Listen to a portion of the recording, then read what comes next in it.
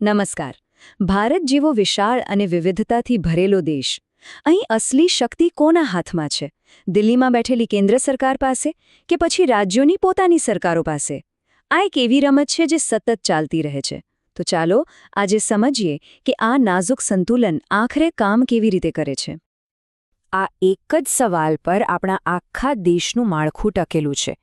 શું આપણે એવો દેશ છીએ જે એક મજબૂત કેન્દ્રથી ચાલે છે કે પછી રાજ્યો પાસે પોતાના નિર્ણયો લેવાની પૂરી સ્વતંત્રતા છે? પણ એનો જવાબ છે ને એટલો સીધો સાદો નથી. આનો જવાબ આપણા બંધારણની બનાવટમાં જ છુપાયેલો છે. આપણા બંધારણના ઘડવૈયાઓએ એક બહુ જ અનોખો રસ્તો અપનાવ્યો. એને કહેવાય છે અર્ધસંઘવાદ. એટલે કે આ કોઈ અમેરિકા જેવું પાક્કું સંઘીય માળખું નથી. અહીંયા સત્તા કેન્દ્ર અને રાજ્યો વચ્ચે વહેંચેલી તો છે, પણ ત્રાજુ એ હંમેશા કેન્દ્ર સરકાર બાજુ થોડું નમેલું રહે છે. તો સવાલ એ થાય કે આ વહેંચણી આખરે કામ કઈ રીતે કરે છે? એનો જવાબ પણ આપણા બંધારણમાં જ છે. બંધારણે બધી જ જવાબદારીઓને એકદમ ચોખ્ખી રીતે 3 અલગ અલગ યાદીઓમાં વહેંચી દીધી છે. જો આ સિસ્ટમ એકદમ સિમ્પલ છે. પહેલી છે સંઘ યાદી. આમાં મોટા મોટા વિષયો આવે, જેમ કે દેશની સુરક્ષા, બીજા દેશો સાથેના સંબંધો, આ બધું સીધું કેન્દ્ર સરકારના હાથમાં. બીજી છે રાજ્ય યાદી. આમાં રોજબરોજના સ્થાનિક મુદ્દાઓ, પોલીસ વ્યવસ્થા, લોકોનું સ્વાસ્થ્ય, એ બધું રાજ્યો સંભાળે. અને ત્રીજી અને સૌથી રસપ્રદ છે સમવર્તી યાદી. શિક્ષણ, જંગલો, આ એવા વિષયો છે જેના પર કેન્દ્ર અને રાજ્ય બંને કાયદા બનાવી શકે. પણ અહીંયા જ આખી વાતમાં એક ટ્વિસ્ટ છે. ભલે સત્તા વહેંચાયેલી દેખાય, પણ મેં કહ્યું ને કે ત્રાજવું હંમેશા કેન્દ્ર તરફ નમેલું રહે છે. બસ એને જ બંધારણની ભાષામાં એકાત્મક ઝોક કહેવાય છે. હવે વિચારો, એ જે ત્રીજી યાદી હતી, સમવર્તી યાદી, એમાં જો કેન્દ્ર અને રાજ્ય બંનેના કાયદા ટકરાય તો શું થાય? કોનો કાયદો ચાલશે? બંધારણ આ બાબતે એકદમ સ્પષ્ટ છે. અનુચ્છેદ 254 કહે છે કે હંમેશા કેન્દ્રનો કાયદો જ ઉપર રહેશે. જો પાવર ખાલી કાયદા બનાવવાથી નથી આવતો. અસલી પાવર તો વહીવટમાં છે. કેન્દ્ર સરકાર રાજ્યોને સીધા નિર્દેશો આપી શકે છે. એટલું જ નહીં, જે મોટા મોટા ઓફિસર્સ છે, આઈએએસ, આઈપીએસ, એમની નિમણૂક તો કેન્દ્ર કરે છે, પણ કામ એ લોકો રાજ્યોમાં કરે છે. એટલે એ કેન્દ્ર અને રાજ્ય વચ્ચે એક પુલ જેવો કામ કરે છે. અને હવે વાત કરીએ સૌથી મહત્વની વસ્તુની, પૈસાની. કારણ કે કોઈ પણ સરકાર પૈસા વગર તો ચાલી જ ના શકે, બરાબર? તો આવકવેરો, કસ્ટમ્સ જેવા જે મોટાભાગના ટેક્સ છે ને, એ બધા કેન્દ્ર સરકાર ઉઘરાવે છે. આનાથી શું થાય?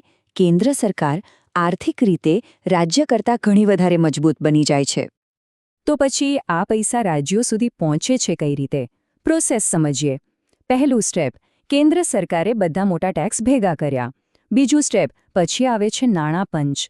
એ ભલામણ કરે છે કે આ પૈસામાંથી રાજ્યોને કેટલો હિસ્સો આપવો. અને ત્રીજું સ્ટેપ, કેન્દ્ર સરકાર એ ભલામણ મુજબ રાજ્યોને ગ્રાન્ટ્સ એટલે કે મદદ આપે છે. આનો સીધો મતલબ એ થયો કે રાજ્યોને પૈસા માટે કેન્દ્ર પર આધાર રાખવો પડે છે. હવે આટલી બધી સત્તાની ખેંચતાણમાં જો કેન્દ્ર અને રાજ્ય વચ્ચે ઝઘડો થાય તો અમ્પાયર કોણ બનશે? બસ અહીં એન્ટ્રી થાય છે આપણા ન્યાયતંત્રની. આપણી સુપ્રીમ કોર્ટ એટલે કે સર્વોચ્ચ અદાલત આ સંબંધોની રખેવાળ છે. એનું કામ એ જોવાનું છે કે કેન્દ્ર કે રાજ્ય કોઈ પણ પોતાની બંધારણીય મર્યાદાઓ ઓળંગે નહીં. એ આ નાજુક બેલેન્સને જાળવી રાખે છે. આપણે ઘણીવાર સાંભળીએ છીએ ને કે બે રાજ્યો વચ્ચે નદીના પાણી માટે ઝઘડો ચાલી રહ્યો છે કે પછી કોઈ સરહદનો વિવાદ છે. આવા બધા સંવેદનશીલ મામલાઓમાં સુપ્રીમ કોર્ટ જ અંતિમ નિર્ણય આપે છે, જેથી દેશમાં શાંતિ અને સંવાદિતા બની રહે. પણ મનમાં એક સવાલ તો થાય જ કે આવું કેમ?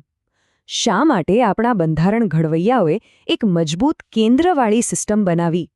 આની પાછળ એક બહુ મોટું કારણ છે જે આપણા ઇતિહાસ સાથે જોડાયેલું છે. આ સિસ્ટમની સૌથી મોટી ખાસિયત એના 2 ચહેરા છે. જ્યારે બધું શાંત હોય, નોર્મલ સમયમાં, ત્યારે ભારત એક સંઘીય દેશની જેમ વર્તે છે. રાજ્યોને પોતાની આઝાદી હોય છે. પણ જેવી કોઈ ઇમરજન્સી આવી, માની લો કે કોઈ યુદ્ધ થયું, તો તરત જ આખી સિસ્ટમ બદલાઈ જાય છે. એ એકાત્મક બની જાય છે અને બધો પાવર સીધો દિલ્હી એટલે કે કેન્દ્ર સરકારના હાથમાં આવી જાય છે. આ બધું કરવા પાછળનું મુખ્ય કારણ શું હતું? યાદ કરો, આપણો દેશ આઝાદ થયો, પણ સાથે વિભાજનની ભયાનક પીડા પણ હતી.